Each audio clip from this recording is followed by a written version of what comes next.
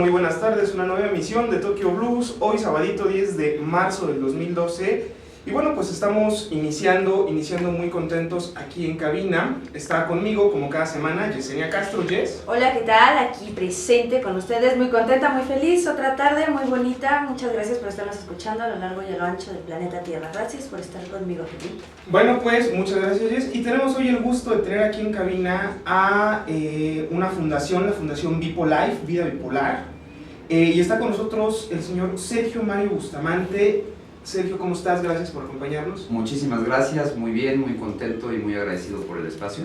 Hombre, gracias, gracias. Gracias. Y también tenemos por aquí a la doctora María Yoldi. María Yoldi, bienvenida. Muchas gracias. Bueno, y pues vamos a estar platicando precisamente a lo largo de todo el programa de esta enfermedad que es muy antigua, pero últimamente ha tomado como auge y se ha puesto de moda, que es precisamente el trastorno bipolar o el trastorno maníaco-depresivo, que también le llaman, ¿no? Y bueno, pues para empezar sería importante que nos platicara un poco, doctora, o Sergio, no sé quién nos pueda contestar la pregunta para toda nuestra audiencia, ¿qué es concretamente, qué es el trastorno bipolar? Bueno, pues el trastorno bipolar es una enfermedad que diagnosticamos en base a unos ciertos criterios bien establecidos, en los que las características principales es que tienen episodios de depresión y episodios en los que tienen el ánimo al revés, muy elevado, eufórico, con ciertas características que acompañan cada uno de estos dos episodios. Muy bien. Es una enfermedad relativamente común, según algunas de las lecturas que tuve la oportunidad de checar en la semana. Es una enfermedad relativamente común. A nivel nacional, concretamente en México, ¿se tienen estadísticas claras sobre qué porcentaje de la población la padece? Pues se acaba de hacer se hizo una encuesta muy grande por parte de la OMS, en la cual participó justamente la doctora Medina Mora, que es la directora del Instituto de Psiquiatría, y el cálculo que ellos hacen es aproximadamente de 1% de la población cuando están tomando en cuenta todo el espectro bipolar, porque hay varios tipos de trastorno bipolar, pero cuando toman todo el espectro bipolar llega más o menos al 1% de la población, puede rebasarlo un poco. Esto, para todo nuestro auditorio, bueno, aparentemente es un número pequeño, pero hablando de enfermedades psiquiátricas, pues eso es algo bastante común. Y preocupante. Y preocupante, claro. Yo tengo una pregunta. ¿Cómo puedes detectar a una persona bipolar? Bueno, característicamente vamos a ver episodios largos en los que durante por lo menos una semana, 2 semanas, pero lo característico es que dure varios meses, se encuentran con un estado de ánimo que esté constante, y ese estado de ánimo puede estar ya sea a la baja, que correspondería a un estado de ánimo depresivo, o un estado de ánimo elevado, durante el cual veríamos un episodio justamente elevado. En los niños puede ser un poco diferente, pero si estamos hablando de adultos, sería más bien lo que estaríamos notando. Episodios largos durante los cuales el estado de ánimo está o elevado o muy hacia la baja. Eso quiere decir que si yo noto que, no sé, alguien en mi familia tiene de 5 a 7 días de depresión, y de repente se pasa la depresión y lo noto que tiene de 5 a 7 días, no sé, de alegría constante, entonces eso quiere decir que es una persona bipolar. Pues sería difícil, tendremos que evaluarlo. Yo creo que siempre es muy importante ver a las personas, pero siempre que algo nos parezca que sale del patrón común de esa persona. Exacto. O sea, una persona con trastorno bipolar tiene obviamente largos periodos en los que está bien. Entonces lo que nos va a marcar la pauta es que de pronto viene un episodio en el que marcadamente lo vemos diferente a como es normalmente, y en ese periodo está característicamente o muy triste o al revés muy alegre, muy activo, con la energía muy elevada. Muy bien. Doctora, ¿y cuáles son los criterios básicos que podría tener uno como persona común, como persona convencional, para poder acercarse a un especialista y decir, creo que puedo padecer el trastorno, creo que soy bipolar? O sea, ¿en qué momento puede uno diferenciar, estoy medio mal y quizá es cambio hormonal en el caso de las mujeres o cambio en la cuestión de adolescencia, a decir, bueno, en verdad puedo tener un problema de trastorno bipolar? ¿En qué momento? ¿Cuáles son los criterios que uno puede tomar en cuenta? Claro, bueno, para los médicos tenemos varios criterios muy específicos, pero digamos que en la población general lo que podemos ver que destaca mucho es alteraciones en el sueño, es una de las principales cosas que se afecta. Entonces, de pronto empezamos a ver que una persona que está en un episodio que llamaríamos de manía o de hipomanía, cuando es un poco menos severo el problema, la persona empieza a dejar de dormir, pues, y a no sentirse cansado a pesar de eso. Entonces se desvelan, se despiertan más temprano y están durante varios días, exacto, varias horas despiertos y muy activos, acelerados. Como familiar los vamos a notar muy acelerados, van a estar hablando muy rápido, van a tener muchos planes y los vamos a ver en general como hiperactivos, ¿me explico? Sí, claro. Durante un periodo que de pronto viene a ser un cambio. Entonces eso puede ser una característica que nos llame la atención como familiares o como persona. Y al revés, la depresión, que es mucho más frecuente que los episodios maníacos, sería más bien hipersomnia, es decir, ver a la persona cansada durante todo el día, que tiene insomnio, pero a diferencia del episodio maníaco en el que no puede dormir, aquí se la pasa dormido. Exacto, se la pasa dormido o quisiera dormir, pero no puede conciliar el sueño. Claro. ¿Sí me explico? Sí, esa diferencia. Ahora, desafortunadamente o afortunadamente, creo que es una situación muy triste, la verdad. En México hay una falta de cultura sanitaria y de salud en general. Pero si hablamos de problemas psiquiátricos es más difícil y más conflictivo el asunto, porque si yo le digo a alguien, oye, ve al psiquiatra, ve al psicólogo, no estoy loco. Se tiene la creencia de que el psicólogo o el psiquiatra es solamente cuando uno está loco. Y entonces creo que aquí es un punto importante, Sergio, donde entra Vipolife. ¿Qué hace Vipolife? ¿Cómo surge? Me gustaría también un poquito más adelante, pude leer en la página una entrada al blog, creo que es lo que tú escribiste, creo que es tu historia, que nos compartieses un poquito más adelante algunos puntos clave de eso que a ti te tocó vivir. Pero primeramente, ¿qué hace Vipolife? ¿Cómo surge esta idea? ¿Y qué hace? ¿Cómo ayuda a las personas que padecen este trastorno? Creo que acabas de tocar 3 puntos muy importantes y lo que estamos tratando es de acercar más a las personas. La experiencia personal que yo tuve fue, pues para empezar, lo que tocaba la doctora Yoldi, ¿no? Es un trastorno muy difícil de diagnosticar, se escucha fácil por la parte de los criterios, pero muy difícil en cuanto al acercamiento del paciente y en cuanto a detectar esos cambios en estado de ánimo, porque cuando se está en cuestión depresiva, normalmente lo primero que hacemos es aislarnos, y es lo primero que nota la gente, de que de repente, no, pues este cuate no quiere salir, este cuate no quiere hacer cosas, y ese aislamiento normalmente lleva, pues anda triste, o anda pues, metido en sus proyectos, ¿no? Y la realidad es que estamos sumidos en una depresión muy fuerte, que es parte de los ciclos que estábamos mencionando, de que duran por episodios muy largos. A diferencia de la creencia que se tiene de que la persona bipolar es quien cambia de estado de ánimo de un momento a otro, ¿no? Y últimamente tanto los medios como la moda se han encargado de hacer ver que una persona que tiene estos cambios de estado de ánimo, luego se dice, esta persona anda bipo, o esta persona le salió lo bipolar, o no hombre, se me puso bipolar y se me puso bien sacado de onda.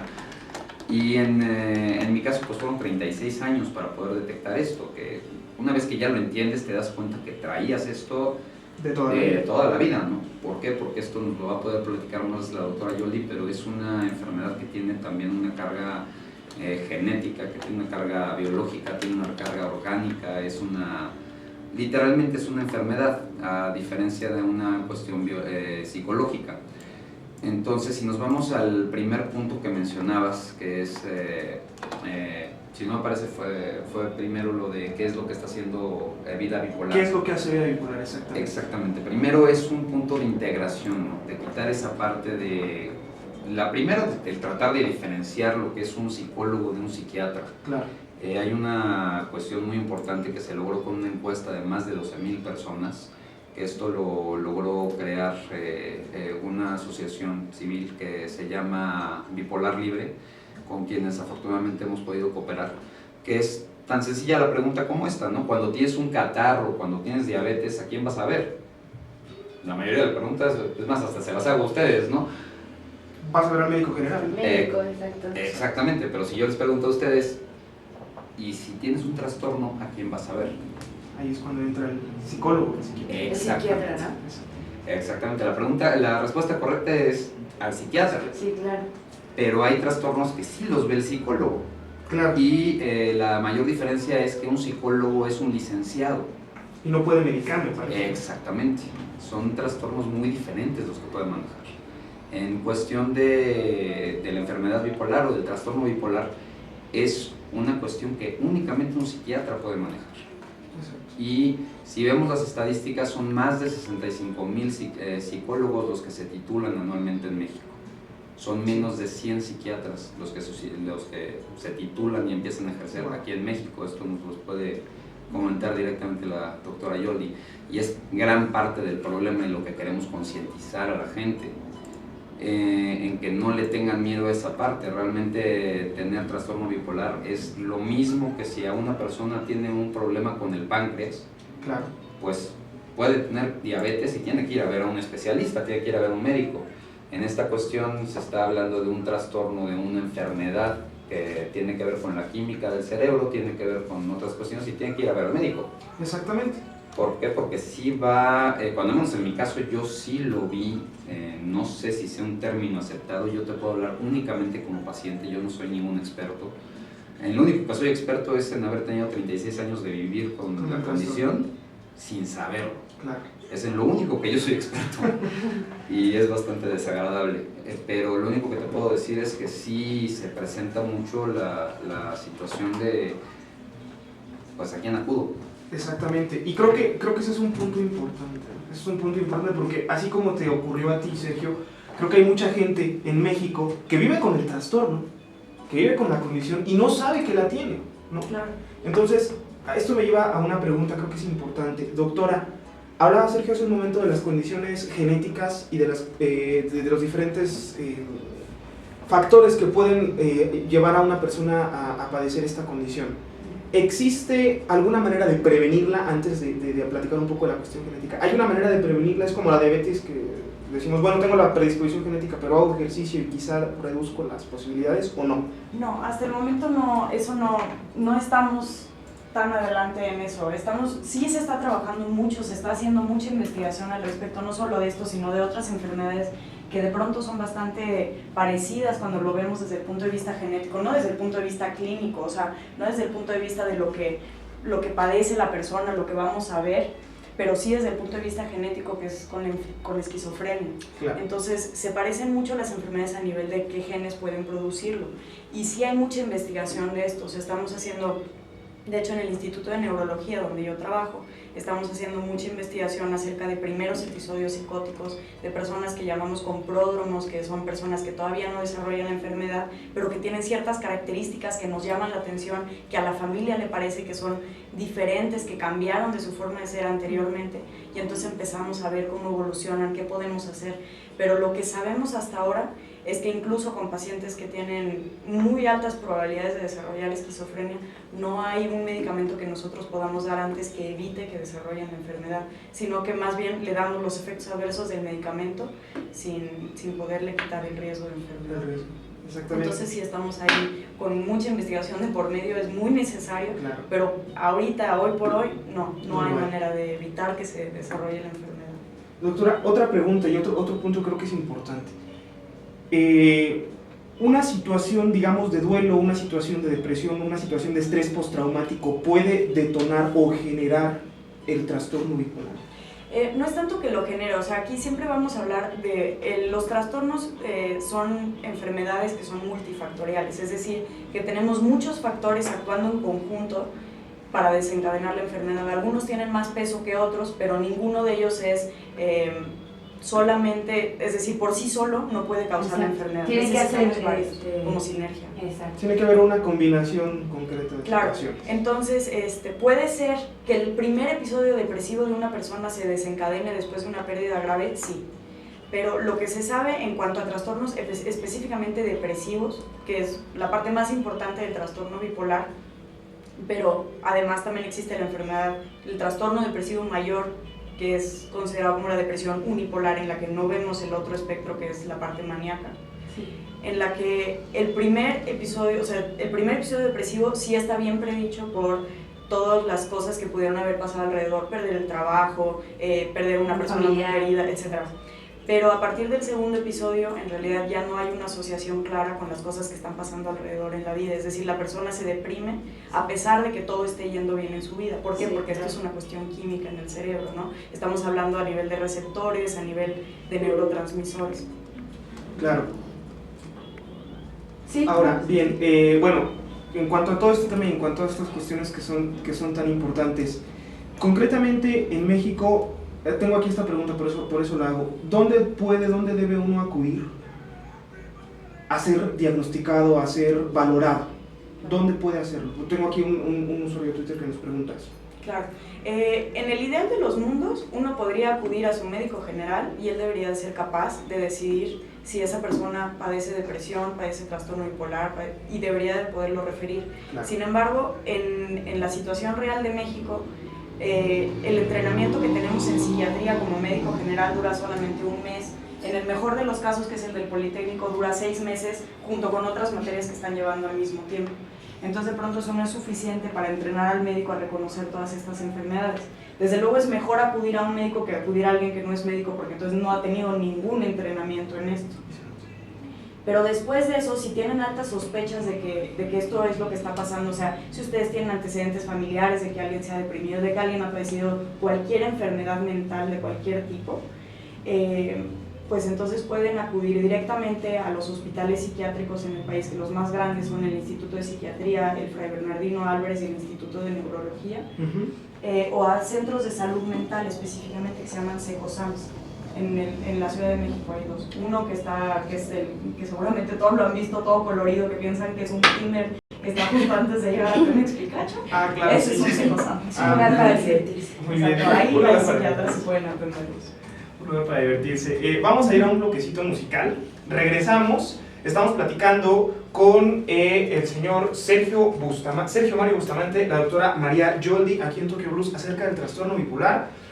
Pasen la voz, recuerden que estamos completamente en vivo en el chat de la página y también a través de nuestros medios de contacto, que regresando a este bloque musical, se los damos. Esto es Tokyo Blues a través de No FM, No Cuadrante, No Límites, The Final Countdown de Europe, una versión en vivo, ya venimos. Con 39 minutos de Europe, una versión muy buena de Final Countdown. Aquí estábamos bailando en cabina, todo el mundo muy contento. Y bueno, bueno, tú no. Empezamos precisamente con la promesa de los medios de contacto y los vamos a repetir en este instante. Recuerden que estamos completamente en vivo en nofm-medioradio@hotmail.com, nofm-medioradio@live.com.mx y nuestras redes sociales, Jess, que son. Claro que sí, estamos en facebook.com/nofm.radio y en Twitter nos pueden encontrar como @nofm_radio. A ustedes, ¿cómo los pueden localizar, Sergio? ¿Cómo puede la gente ponerse en contacto con la fundación? A nosotros la forma más sencilla es entrar primero a la página, que es www.vidabipolar.com. La información de contacto vía email es info@vidabipolar.com. Ahí están los grupos, para empezar el canal de YouTube, está la cuenta de Twitter y está la cuenta de Facebook. Que ahorita pues todavía estamos empezando. Todo esto. Exacto, pero todo eso ya está activo. Ya tenemos ahí incluso el foro, que todavía no lo hemos dado mucho a conocer porque sí es una cuestión delicada, ¿no? Estamos trabajando todo muy en conjunto con el Instituto Nacional de Neurología para que sea una página muy hecha en castellano, muy hecha a nivel del punto de vista de pacientes, pero que esto no confunda con la parte de la nomenclatura que se usa a nivel médico. Sé que las dos tienen que tener un término muy fácil de entender para la gente, ¿no? Exactamente. Bueno, pues ahí están los medios de contacto, no solamente de la estación, sino también de la Fundación Vida Bipolar. Platicamos fuera del aire de muchas cosas muy interesantes. Deberíamos haber dejado los micrófonos abiertos, pero bueno. Sí, cuando no debes, los dejas abiertos. Cuando no los dejo abiertos, ¿verdad? Los debemos de haber dejado abiertos y deberíamos tener una crítica, insisto.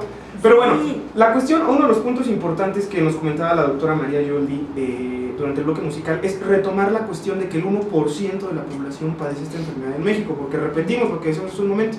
Aparentemente, bueno, el 1% pues es muy poco, ¿no? Pero hablando en cuestiones psiquiátricas, bueno, pues sí es un problema de salud pública ya, completamente.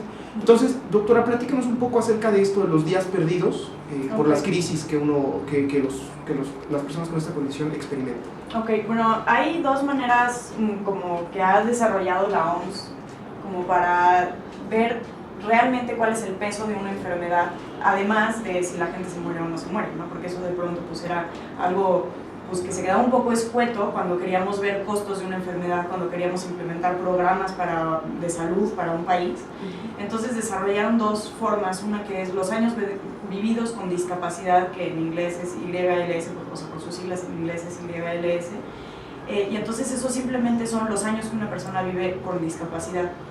Y después inventaron esta otra fórmula que son los DALYs, que son DALYS, que son los años perdidos de vida útil debido a la discapacidad. Entonces, ahí no solamente suman los días que vivió la persona con discapacidad, sino que ponen también los años que perdió la persona de vida por muerte prematura.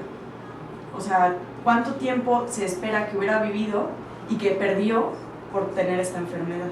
Entonces, cuando medimos eso, de pronto se vuelven a poner de una manera distinta, o sea, se estratifican de una manera distinta las enfermedades.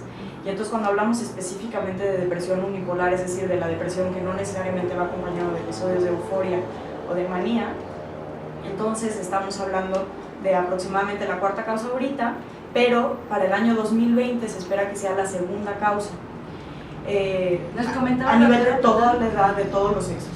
Nos comentaba, perdón, que se va a convertir, o sea, aparte de que va a ser como la segunda causa, que nos comentaba Sergio que está por encima del SIDA. Así es, de la ceguera. O sea, entonces sí está grave Y es impresionante, y esto me lleva a otra pregunta, una pregunta creo que es bastante interesante. La condición, vivir con esta condición de trastorno de personalidad, de trastorno bipolar, ¿limita la calidad de vida o también merma la esperanza de vida del ser humano? Claro, o sea, las dos cosas. Las dos cosas, es decir, una persona que padezca esta condición también es como la diabetes o como cualquier otra enfermedad, que no solamente la calidad de vida se ve muy, muy, muy limitada, sino también en algún momento puede morir a causa de esta condición. Claro, de hecho es una de las principales causas de suicidio. Claro. Sí.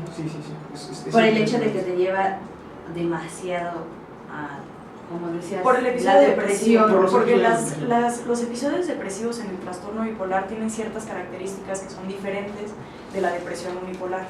Son depresiones que son mucho más profundas, es decir, puedes tener una depresión muy grave siendo unipolar, pero las depresiones bipolares son depresiones que se instalan muy rápidamente y muy rápidamente se acompañan de ideación suicida. Es decir, a los pocos días de instalarse la depresión, ya viene una ideación suicida, o sea, es decir, ya viene una desesperanza intensa y planes de quitarse la vida. Entonces, de hecho, es la primera enfermedad psiquiátrica en términos de suicidio. Y el mismo tratamiento cambia mucho. Los mismos medicamentos que sirven para la depresión unipolar no funcionan igual para la depresión bipolar. Claro. Como son los SSRIs, no funcionan de la misma forma, entonces el mismo medicamento cambia y eso complica más el tratamiento para los doctores.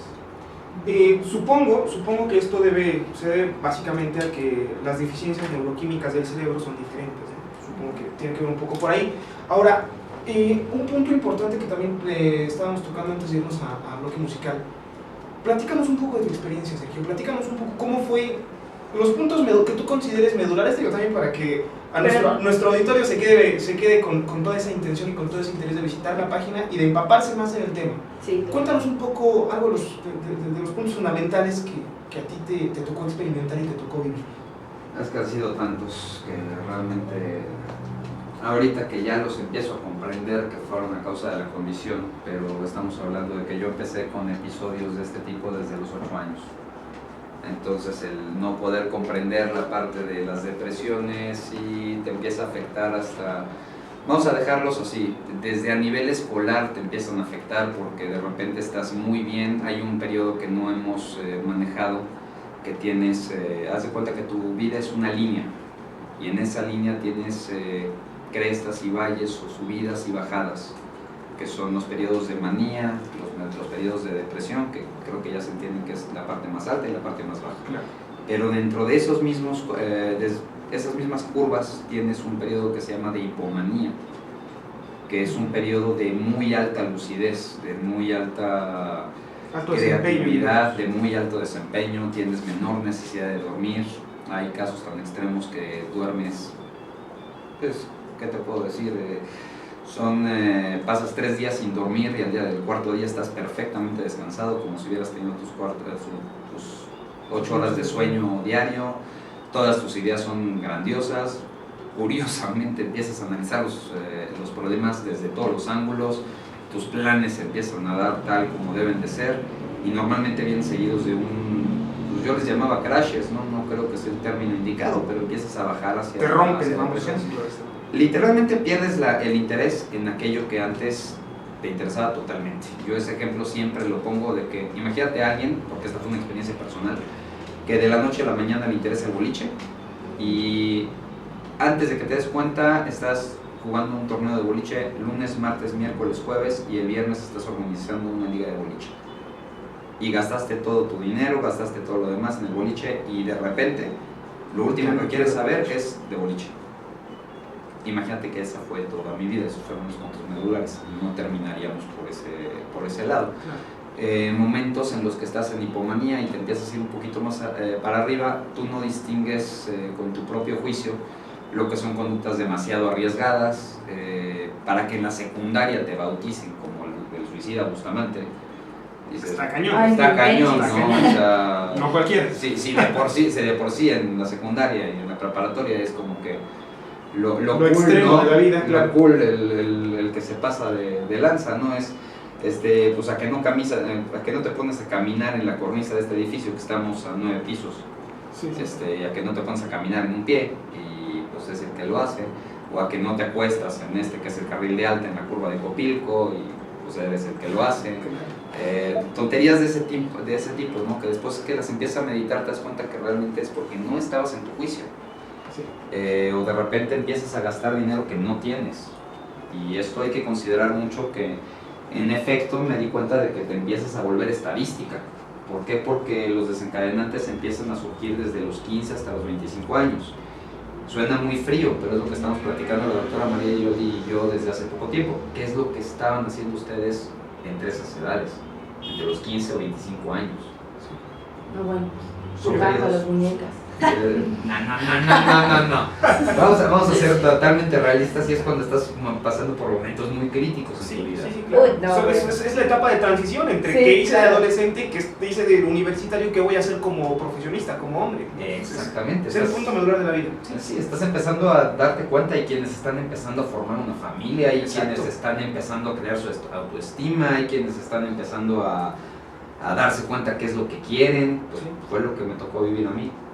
De repente vas muy bien, a mí me puso un alto esto de que, para ponerlo tan drástico como esto, ¿no? ¿Quién te va a decir que el trastorno bipolar te va a llevar a una convulsión? Y que esa convulsión se confunda con, que en mi caso no fue una confusión realmente, fue un ataque isquémico transitorio que tuve a causa de la convulsión. Tuve un momento en el que no tuve suficiente oxigenación en el hemisferio izquierdo del cerebro. Me dejó secuelas del lado derecho del cuerpo, que me duraron durante muchos meses. Pero eso fue lo de menos.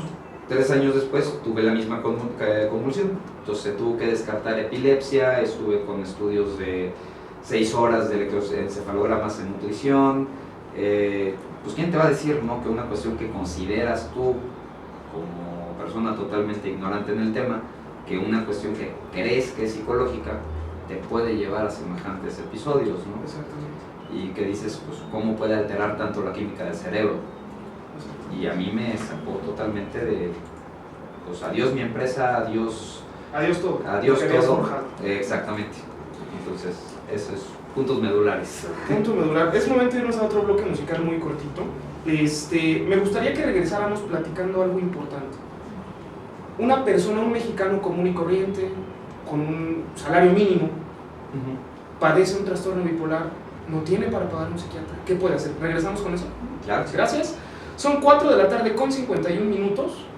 Regresamos, seguimos hablando con Sergio Bustamante y con la doctora María Yoldi acerca de depresión. Ya veremos. Seguimos aquí en Tokyo Blues platicando con Sergio Bustamante, con la doctora María Yoldi, precisamente acerca del trastorno bipolar. Insisto que se deben quedar abiertos los micrófonos, ¿verdad? Pero bueno, vamos a tratar de recrear lo que dijimos fuera del aire dentro de... A ver, otra vez.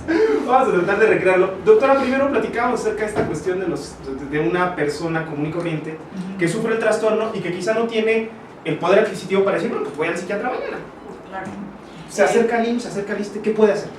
Bueno, el IMSS y el ISSSTE son dos entidades de salud muy específicas en las que uno tiene que tener acceso a ellas. O sea, no es así como que cualquier persona puede ir. El hospital que existe, o sea, la rama de salubridad es la que existe para todas las personas que no tienen derecho al IMSS y al ISSSTE y que no pueden pagar bueno, no solo que no lo puedan pagar, sino que eligen no ir a un medio particular. Sí. Eso es la Secretaría de Salud.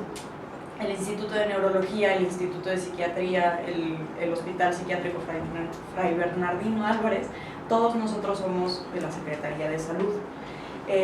Es un hospital que está pues, por parte subsidiado por el Estado, entonces los costos se vuelven realmente pues, bajos, accesibles. Exacto, muy accesibles, es decir, se hace un estudio socioeconómico de la persona y se decide en base a eso cuánto va a pagar por la consulta, por la hospitalización, por los estudios, por todo.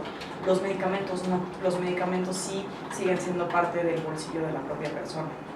Entonces ahí es donde entramos en un tema también muy importante, que es que los medicamentos en general, los psicofármacos son muy caros.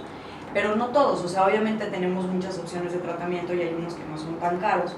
Y sí hay hospitales como el Fray, en donde tienen algunos programas donde verdaderamente ayudan mucho a los pacientes y entonces ahí sí les pueden dar algunas ayudas para dárselas. También en el Instituto de Neurología pues existen las damas voluntarias y de pronto pues por ahí puede venir algo de ayuda, trabajo social busca, etc. O sea, sí hay manera de atenderse el problema. Eso no quiere decir que sea fácil, sí va a representar un costo importante en la economía de la familia, pero algo que es importantísimo destacar es que estas enfermedades no tratadas son mucho más costosas para la familia que el tratamiento propio.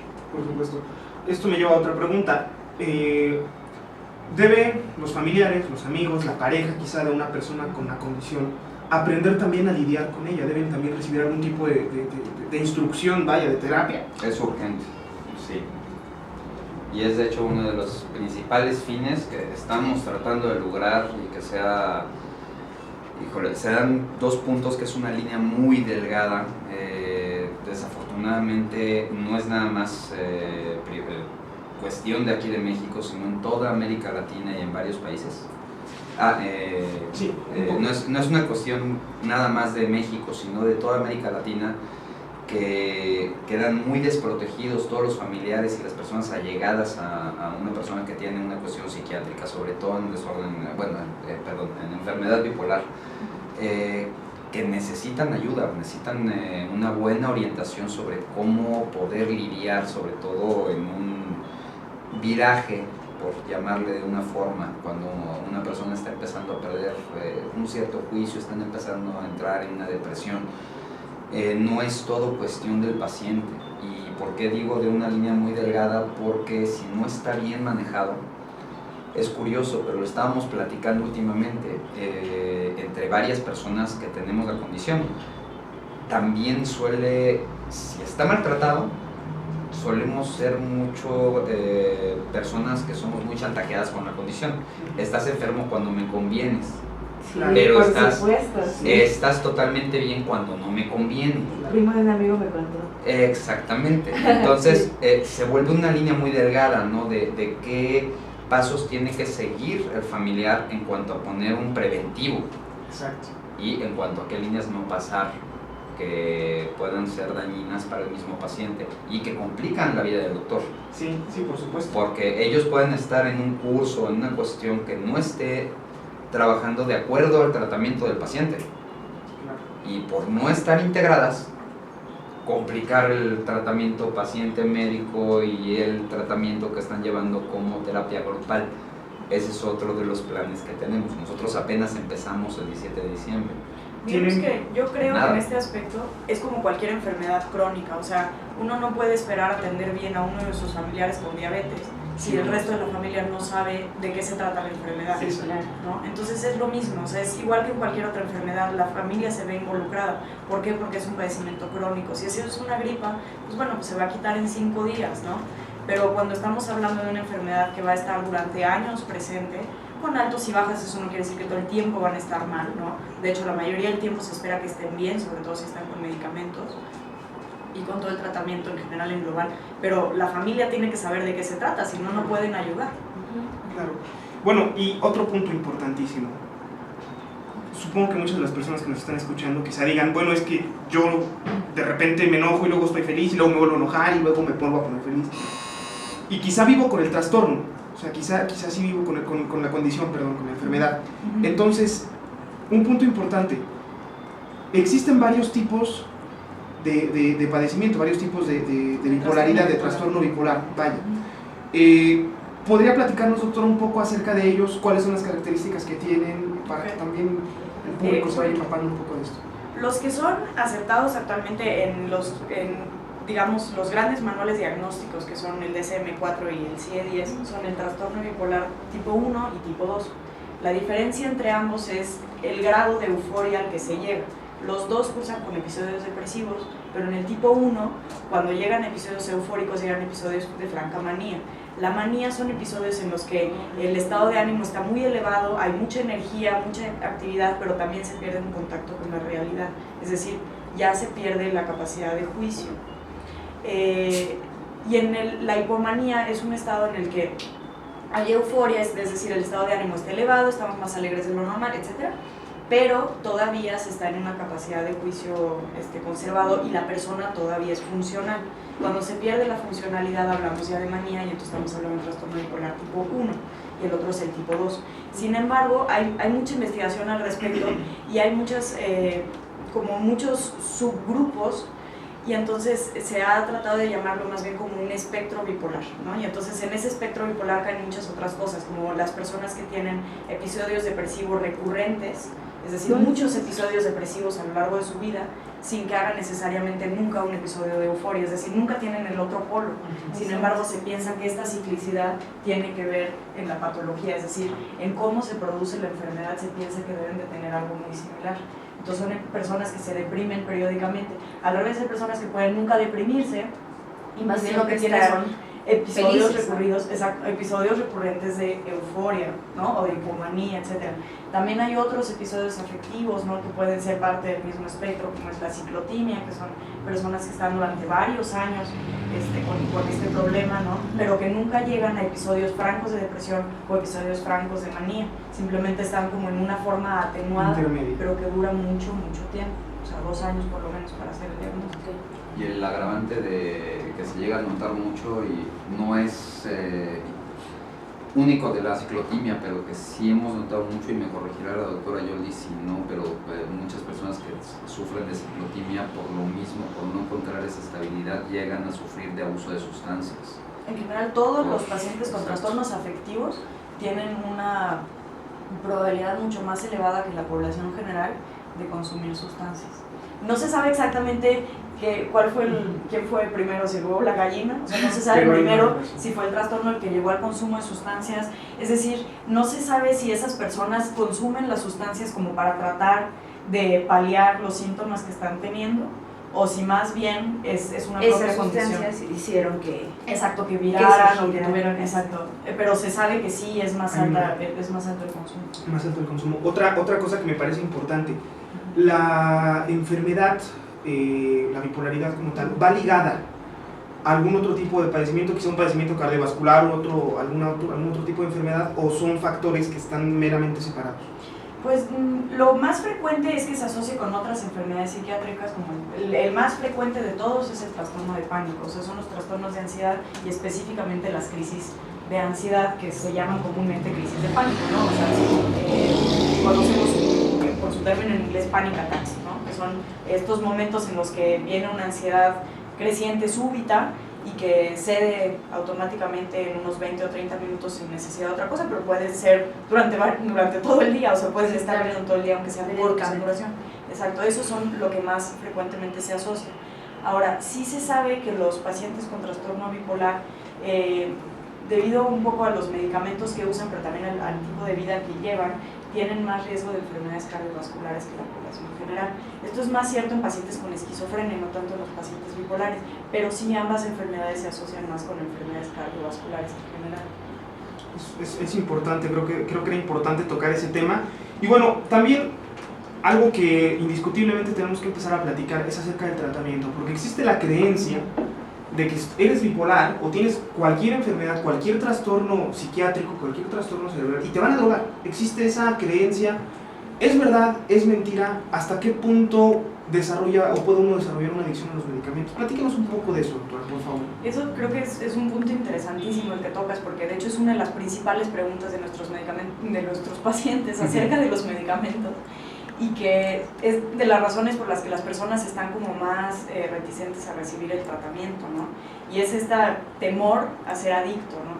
Bueno, para nosotros el término de adicción es una cosa muy precisa en la que la persona busca el medicamento y necesita del medicamento para estar bien, ¿me explico? Sí. Claro.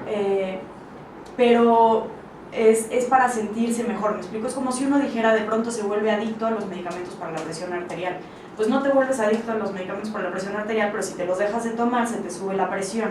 Sí. Y no es que seas adicto, es que a ti ya se te subía la presión y el medicamento te la controló. Entonces ahora ya no se te sube gracias al medicamento. Si te quita el medicamento, vuelve tu condición natural de hipertenso. Exacto, entonces ahora pasa lo mismo. Si yo te doy un medicamento para la depresión y tú tienes tendencia a tener episodios depresivos recurrentes y te dejas de tomar el medicamento, pues muy probablemente vas a volver a caer en depresión. Muy probablemente no en 2 días, pero sí a lo mejor en 1 año o en 6 meses o en 2 años. Claro. ¿Me explico? Sí. A diferencia de una adicción en el que cuando estás hablando de síntomas de abstinencia se presentan a los días, enseguida, los días siguientes de haber dejado el medicamento. Entonces no es lo mismo, ¿no? Ahora, en cuanto a la sedación que comentabas, eso es muy importante. Muchos de los fármacos que utilizamos tienen un efecto adverso importante, que es la sedación, pero es un efecto adverso, no es lo que nosotros buscamos. Exacto. Y de hecho, la mayoría de nuestros medicamentos, después de utilizarlos varios días, es decir, al término de 1 semana, la mayoría de estos efectos sedantes se pierden y únicamente quedan los efectos de lo demás. Entonces no queremos tener a nuestros pacientes dopados, es lo último que queremos. Nosotros lo que queremos es que sean funcionales y que vivan su vida y trabajen y sean productivos, es lo que todos estamos buscando, somos un equipo. No estamos en contra del paciente, al revés, estamos con él y con la familia para que él mejore, ¿no? Para que todo esté bien. Importante, es importante ese punto. Ahora, hay otra cosa que me pareció interesante, lo estuve leyendo un poco en tu blog y pude investigar un poco más allá, Sergio. La cuestión de tratar precisamente el trastorno, la enfermedad, con altos contenidos vitamínicos, minerales, tratando de alguna manera, creo que de sopesar o de compensar el desequilibrio electroquímico que hay por parte del cerebro, a nivel de enzimas y a nivel de todas estas sustancias. ¿Se puede o sí tiene que haber algún tipo de fármaco específico que tenga un efecto sedativo en el paciente? Pues mira, hasta ahora de lo que yo estuve revisando no es algo que por lo menos esté totalmente estudiado, es algo que quedamos, que justamente Sergio me iba a pasar toda esa literatura y la íbamos a analizar en conjunto con los demás médicos del servicio, porque no es algo que esté difundido. Eso sí creo que es muy importante. Todos estos medicamentos que se dicen naturistas, pues en realidad son muy peligrosos, porque lo único que tienen de diferencia del resto de los medicamentos es que no pasan por todo el control que sí pasan los otros medicamentos. Entonces, en lugar de que lo hayan probado antes en ratas y antes en grupos pequeños de personas y después en grupos grandes de personas y finalmente en la población, lo único que pasa es que es alguien que dice, ay, pues es que como lo corté de la plantita de mi jardín, seguro no te hace daño. Bueno, la plantita de tu jardín puede ser cocaína, Sí, puede ser... tómate esto, no pasa nada. A ver, Sí. tómatela. Sí. Entonces, eso de que sean naturistas, pues sí, todos a final de cuentas son moléculas químicas, sí, todo vienen de moléculas químicas. Claro. La diferencia es el control que llevan para dársela a una persona, entonces sí es muy peligroso. Sí tenemos pacientes que han psicotizado, es decir, la psicosis es cuando uno sale de la realidad, ¿no? Es O sea, como cuando este uno- hongo, ¿no? También, pues. Exactamente, cuando uno alucina, etc. Todo eso lo hemos tenido con pacientes que se toman productos dichos naturistas, Claro. ¿no? Entonces sí es peligroso. Sí, ya. A mí me llevó a eso, a mí me llevó a la peor crisis. ¿Por qué? Wow. Por no llevar precisamente ese control con mi médico. Exacto, sí, es un punto importante, digo, porque leía precisamente un testimonio por ahí en internet parecido al tuyo que comentaba eso, comentaba, bueno, pues yo fui cerca de Nicaragua, a la sierra de Nicaragua, y bueno, pues me encontré a un chamán y me dijo, pues éntrale a esto, me dijo, y yo me comí y a los 3 días yo ya estaba hablando con los árboles. Entonces, pues sí, dice uno, bueno, entonces, ¿en qué punto, o sea, me estás ayudando o me estás perjudicando, ¿no? Este tipo de medicamentos? Es importante entonces para nuestro auditorio que si cree que padece esta enfermedad, pues acerque siempre a un especialista antes que recurrir al tecito de tila y a todos estos. Claro, y no todos son malos, pero siempre es bueno que lo lleven con alguien que de pronto puede saber un poco más de esto, ¿no? O sea, que sí ha estudiado una serie de años. Es como en el caso incluso del omega 3, etcétera, que llegan a ser ya recomendados en ciertas cuestiones. Sí, claro. Yo recuerdo, por ejemplo, incluso por la cuestión que yo tuve de convulsión, que fue pues relativamente atípica, no es común en enfermedad bipolar, pero mi mismo neurólogo me llegó a mandar, por ejemplo, pues son cuestiones de omega 3 como coadyuvantes, como para ayudar con los medicamentos que estaba tomando. Claro. Pero ya son cuestiones que están muy probadas, ¿no? Que están muy... Claro. Sí, no es que estemos en contra de esto, o sea, de Claro. hecho somos los más abiertos a investigar todo, si justamente de eso se trata la ciencia, ¿no? De investigar nuevas cosas. Lo único que pedimos es el rigor científico, ¿no? Exactamente. O sea, que todas esas cosas verdaderamente se investiguen. Y sí hay investigaciones de eso, o sea, si uno se mete a ver qué evidencia hay, pues hay. Hay bastante eso. Bueno, es momento de irnos a otro bloquecito musical. Regresamos a un 5 de la tarde con 11 minutos. Vamos a regresar platicando algo muy interesante. Personas, artistas famosos que han sufrido este trastorno. Vamos a escuchar algo de Eric Clapton, esto se llama Crow Rose. Ya venimos. Sí, la enfermedad bipolar. Muy interesante el programa que nos hicieron el favor de hacer con nosotros la Fundación Vida Bipolar. Recuerden que estamos completamente en vivo a través de 9fm-radio @hotmail.com, 9fm-radio @live.com.mx. Jess, nuestras redes sociales, por favor. Claro que sí, en Facebook nos encuentran como facebook.com/9fm.radio y en Twitter como @9fm_radio. Les pedimos un poquito de paciencia porque de verdad tenemos muchas preguntas, muchas cuestiones, muchos saludos y bueno, ya se nos está haciendo por aquí bolas el engrudo con las redes sociales de las computadoras y la transmisión, así es que por favor sean pacientes, vamos a dar salida a la mayoría de sus interrogantes y de sus inquietudes. Jess, antes de seguir con la entrevista y seguir platicando, saluditos, dudas. Sí, claro, Venga. tenemos muchos saludos y que les agradecen por estar aquí, que hay mucha gente que ha tenido este tipo de cambios, que ellos suelen pensar que es como algo natural, algo que pasa de, no sé, los hacen enojar y de repente están felices, que les agradecen porque les han pues resuelto muchas de sus dudas y bueno, ya después más adelante nos dan otra vez sus medios de contacto para que ellos puedan localizarles. Le mando un saludo enorme a Emilio Fernández que nos escucha en Cuernavaca, la ciudad de la eterna primavera. Te mando muchos besos y recupérate pronto de tu rodilla para que sigas trabajando, ¿verdad? Para Hernán Romo, un actor también que ya nos está escuchando, les agradecen por estar aquí. Alonso Pérez y para Randall Abramson que nos escucha en Miami. ¿Tú tienes saluditos, Ahí Felipe? están los saludos, en sí tengo, pero los vamos a dar en el siguiente bloque porque honestamente ya no sé dónde los dejé por aquí perdidos en algún archivo. Pero bueno, platicábamos antes de irnos a corte acerca de... Bueno, el trastorno, yo decía al principio del programa, que no es un trastorno nuevo, es una enfermedad que bueno, ya tiene mucho tiempo, incluso los griegos me parece que hablaban de esto, ¿no? Desde muchísimo tiempo, pero bueno, últimamente ha tomado como cierto auge, como que se le ha tomado en serio a la enfermedad, y ha habido muchísimos casos de artistas que obviamente han padecido esta condición, y digo obviamente porque creo que es obras tan importantes, bueno, pues a veces sí requieren de esos periodos de extrema lucidez, ¿cómo le llamaban, perdón? Hipomanía. Hipomanía. Yo iba a decir hipotermia, pero eso esa no. Estamos hablando de bipolaridad. Sí, en hipotermia ya pasamos por cierta etapa que dicen en la ambulancia, no, ya no lo podemos hacer. Ya no, se nos fue. Así es, perdón, un poco de humor negro. Un poco de Ya, para desestresarnos. para desestresarnos. Bueno, Exacto. y platicamos de uno de los casos, yo creo que más recientes, Amy Winehouse, ¿no? Sí, de ella todavía es mucho lo que se maneja muy cuidadosamente, Muy cuidadoso, pero sí. sí ha salido cada vez más a la luz. Bueno, Sí. qué interesante. Y también platicaban de algo de Demi Lovato, ¿no? Demi Lovato ya tuvo su entrevista donde ya finalmente habló de todo lo que a ella le desencadenó sus primeros periodos de la enfermedad, que fueron muy fuertes, y lo que hablabas de los desencadenantes, que a ella mucho se lo provocó el bullying, que ella fue víctima de bullying en la escuela, y a partir de ahí fue cuando empezó con sus periodos bastante, pues muy de tipo bipolar 2, lo que estábamos hablando, que las depresiones eran peores que Sí, estaba en la montaña rusa, ¿no? Exactamente. Súper alto, súper bajo. Exactamente, y ahí puedes ver el nivel de, pues también de lucidez y de brillantez que de repente se alcanza a llegar, ¿no? Claro. Pero ella empezó con pues unas señales que son ya hasta cierto punto destructivas, ¿no?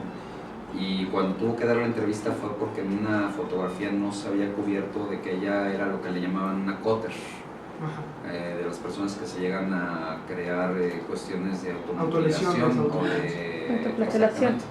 y llegó a salir la fotografía en una revista y a partir de ahí ella tuvo que hablar de su diagnóstico y a partir de ahí ella ha sido muy entregada al estar hablando oficialmente de lo que ha sido su lucha con la enfermedad bipolar. Y hay varias entrevistas que en YouTube las puedes encontrar también.